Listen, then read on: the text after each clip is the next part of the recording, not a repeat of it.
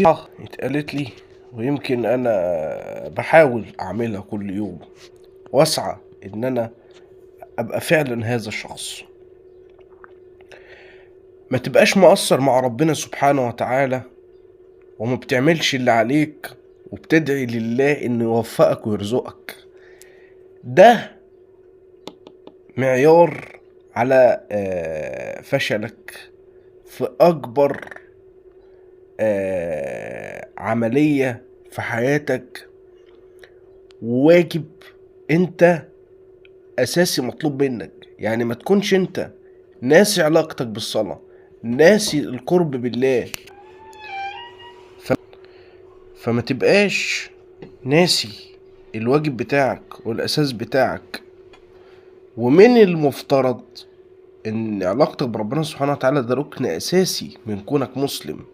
الصلاة لله سبحانه وتعالى، الصلاة والدعاء، وتدعي لله سبحانه وتعالى بتسليم أمرك في كل شيء. لأن ربنا سبحانه وتعالى يرزقكم في بطون أمهاتكم، ويرزقكم ويكتب لك الرزق قدرا. ده مكتوب لك، فأنت ما تخافش، ده يخليك تطمن.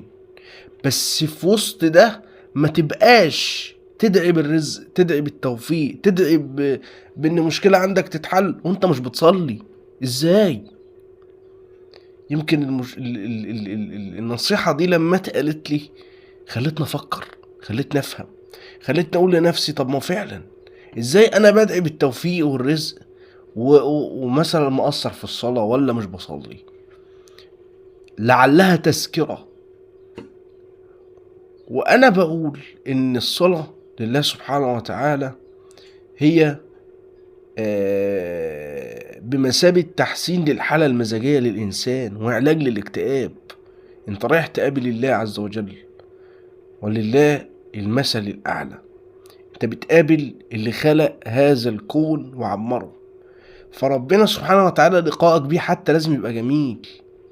تروح كده تصلي، توضى ورش برفان وروح صلي، تطيب بالمسك ولا بالعود وروح صلي. هو ده الجمال. السلام عليكم.